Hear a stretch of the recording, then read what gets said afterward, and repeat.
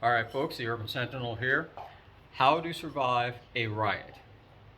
Short video, don't be in one. But if that's not an option on the menu, there's a couple of things that we can talk about that will help you out in that situation. First off, riots are not self-generating. They are not spontaneous. They are the tinder that is ignited by some spark, some ember, that then ignites that and turns it into a raging wildfire burning out of control. I'm going to give you a couple of examples. These are not all the reasons or all the ways riots start, but these are a few. One, you have a protest, an organized event. It does not matter what it is, but it's an organized event. It has a location, it has a time, it has a specific course and plan of action, whether the protest starts at one point and moves along and transitions to an end point, or it stays static within a specific location. Another event, sporting events. Pick a sport, baseball, basketball, football, soccer, doesn't matter. Now, it's not every event, it's not every time, it's not every season, it's not every sport. But there are those occasions, and we've seen them, where the home team wins at home and the fans celebrate by leaving the venue and destroying a portion of the city surrounding the stadium. You know, that's what they do, that's what they do. Another thing might be something that you think is the beginning and end of what caused the riot, but it's actually the end point of a series of events. So as an example, you might have a road in a city where traffic moves along very fast. Residents complain, the city sends police out to write speeding tickets and issue citations. That seems to slow things down for a week or so, but then as the police are less visible, it picks back up again. Residents complain, the city may put up stop signs. Maybe it's at an intersection, so they make a four-way stop. That slows cars down, but then once again, if they don't see police there and they don't view any other oncoming traffic or crossing traffic, they keep speeding back up again. Until one day, someone speeding down goes through the intersection, injures or kills an elderly person crossing the street or a small child that darted out between two cars. Now at that point, the people in that community, the people in that neighborhood riot for the fact that they feel that their pleas, their requests have been ignored or they've been minimized to the point where this has occurred. Now, that being said, irregardless, you have to look at it this way. You don't want to be in the riot. That's the realistic point of it. You want to get out of that area. What you can do and how you go about it, it depends upon the environment that you're in. So, as an example, let's say you're in your vehicle and you're coming up to an intersection and there's 3 cars stopped in front of you and the light is green but no one's moving. Initially, you're getting ready to hit your horn like, hey, let's go. Till you notice that there's a large wave of people, a mob of people moving from the intersection across from you coming towards you. Now, in that instance, you're checking side mirrors and your rearview mirror, and if you drive defensively, you've left enough space between you and the vehicle in front that you can see the bottom of their tires, so you know that you have at least enough room to turn your vehicle out of the lane that you're in and possibly make a U-turn. If there are no vehicles behind you and you react quick enough, you may be able to put your vehicle into reverse, back up, and then get out of that lane of travel that you're in and go the other way. If for whatever reason you're blocked in, you've got parked cars on one side and you've got a vehicle on the other side where the driver is just gripping that wheel and their eyes are wide because they're watching this crowd of people coming across the street, coming through the traffic towards them. You have to be observant as to how that crowd is acting to the vehicles. Are they smashing windows of all vehicles? Are they harassing, not just simply banging on the hoods and the roofs of cars, but trying to physically pull people out of their vehicle? Or are they simply moving through the vehicles that are stopped and transitioning from one point to the next point? Because that's the difference in whether you stay in your vehicle or you leave your vehicle and start walking. If you're on foot, same rule applies. You're walking down the street. You might be heading 2 blocks further up to pick up your kid from daycare, and you see this wave of people coming towards you. Yes, your concern is, I need to get to my child 2 blocks up. You're not going to make it going through that crowd. You're going to cause more problems for yourself trying to go head first into the crowd. Easiest thing to do, turn around, start moving. Get yourself 1 block ahead of the crowd, and then look to go laterally, left or right, and circumnavigate around the riot, because they're going to be progressing forward. they will start to spread out as it occurs, because when you have that many people moving along one narrow channel, it's a natural tendency for people to spread out to open areas. So suddenly it goes from in the street to the street and the sidewalk, from the street and the sidewalk to parking lots and moving along other streets, to running parallel to the main body of the riot going along that way. But the key thing is, with the riots, they tend to stay within a easy mode of travel, because you have to remember, everything is on foot. They're not rioting on city buses. They're not rioting in a caravan of cars. They're rioting on foot. So they are walking every place that they are going, and every place that is within line of sight. So that's the key thing. So you have an opportunity to outmaneuver and move around them to get yourself to safety. If, for example, you are in a store, you're in a small, handbag and scarf, small business owner, and you hear a roar of crowds, you hear yelling, you hear glass being broken, you hear random car alarms starting to go off in quick succession, one after the other, and you look out and you can see where you parked a block and a half up, but you also see a wave of people moving in that direction coming towards you. If you have the time, leave then.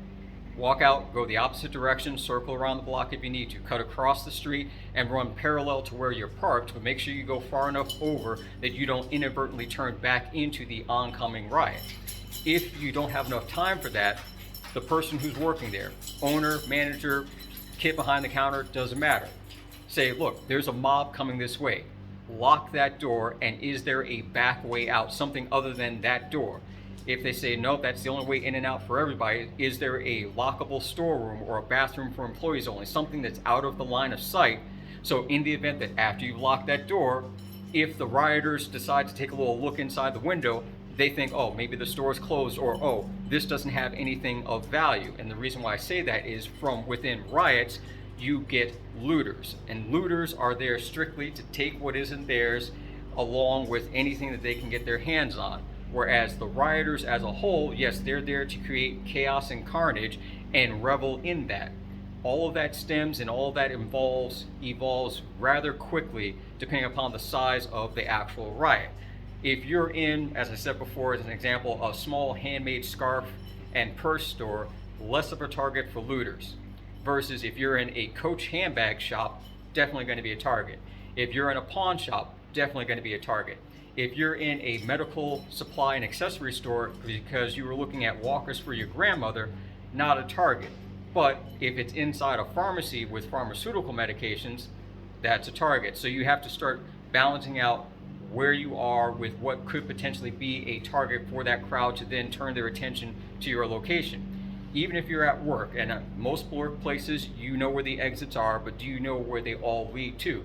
Some cases, yes, the fire exit leads out into the parking lot and you move away from the building and wait for the fire department.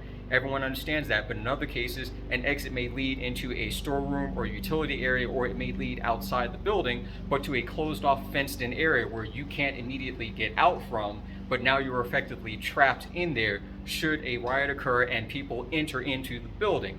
It's not a regular process that occurs, but there are times where, depending upon, again, what the building is, what the business is, where the location is, that rioters and then the looters may move in and go into that building.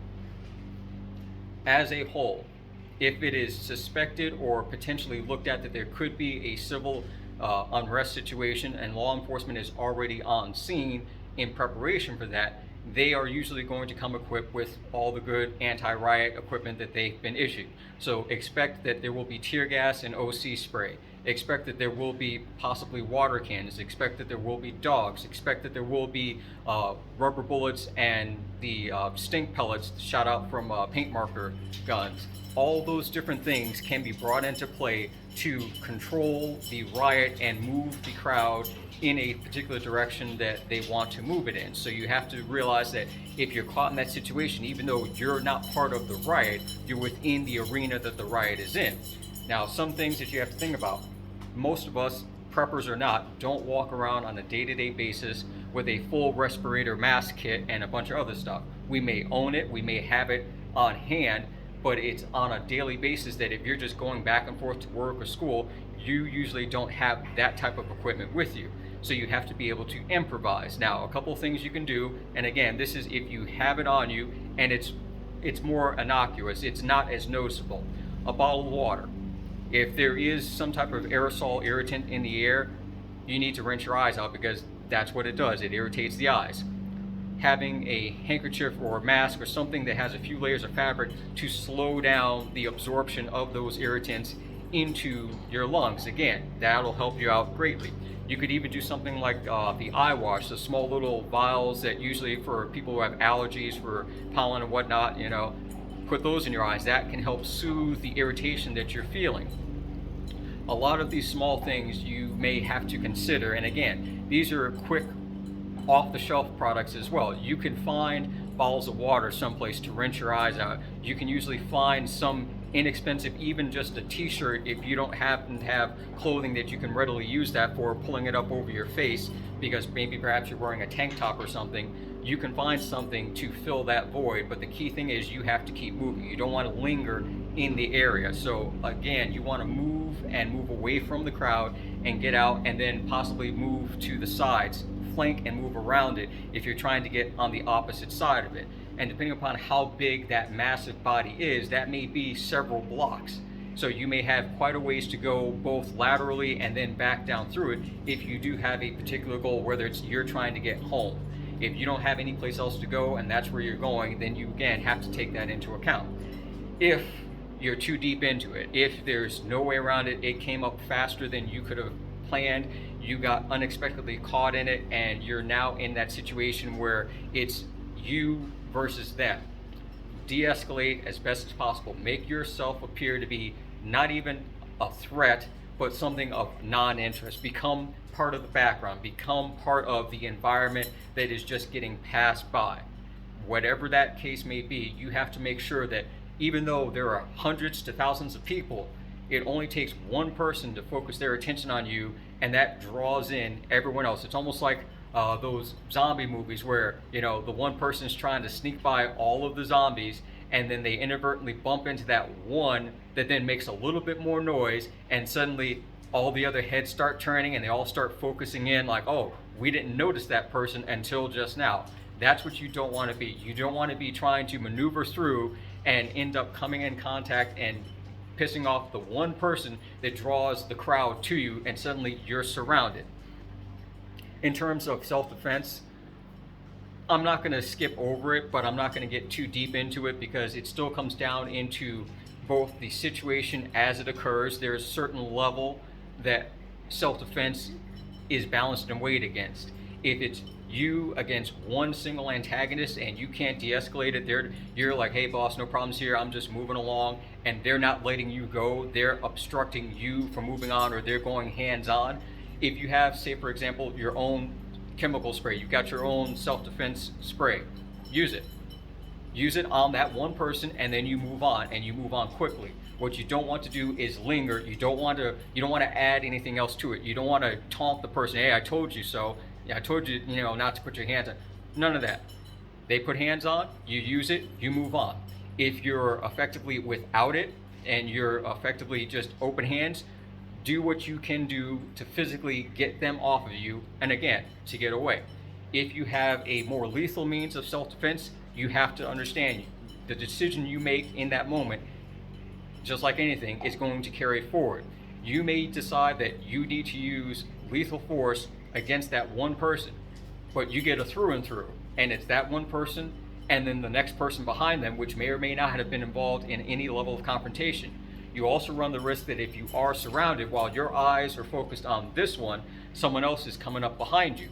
Or when you do present a firearm, maybe you're presenting it, but before you can properly respond to the initial threat, you get sideswiped and tackled by somebody else. Their intention may be simply to disarm you and de-escalate the situation from there, because they may have been involved in it, but they realize that, hey, we don't want it to go to this level, let's all bring it down a notch. Or they may simply see the opportunity of, oh, this person's been tackled, they're down on the ground, and I've got the firearm, and now I'm off to create a whole lot of carnage with my brand new toy. These things happen, and it's one of those things where, yes, you can look yourself in the mirror and say, if I have the choice between saving my life and taking another life, and that's the decision you make, If you look yourself in the mirror and say, look, I'm with my family, I have to protect them at all costs, that's the decision you make. But you also have to realize that it's not going to be over that quickly. It may not be over in those few seconds. It may not be over years from now. But moving forward from there, moving and getting in and out of those situations, it still comes down to keeping your wits about you. It still comes down to understanding your environment and always thinking and planning about what you're going to do. You can't plan, yes, for every situation. Even if you do have an idea of what you would do in that situation, it's fluid, it changes. You may have a mental picture of, well, if I'm here and this happens, I'll do this, this, and this.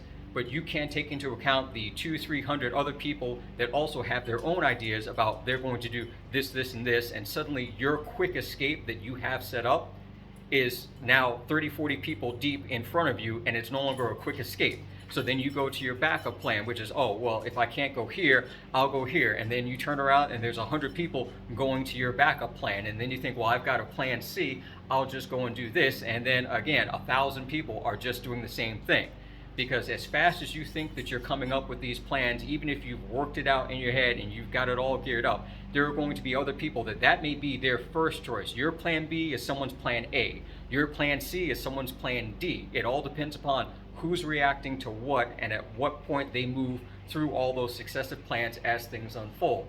So you can't count on specifically just simply, I've got a plan and I'm good to go. Because a lot of people have plans, a lot of people have ideas, and we all know that it all falls apart once it's put into action, because it may not even be your plan as a whole. It may not be your skill and capability. It may simply be that in the time it takes you to respond to the event when it occurs to you, something's already happened to somebody 100 feet ahead of you, and they're moving and they've changed the dynamic of what things are going on. Or the person behind you sees what's about to happen and they're responding not to the event itself, but they're responding to what they think you're going to do next, and they do it first.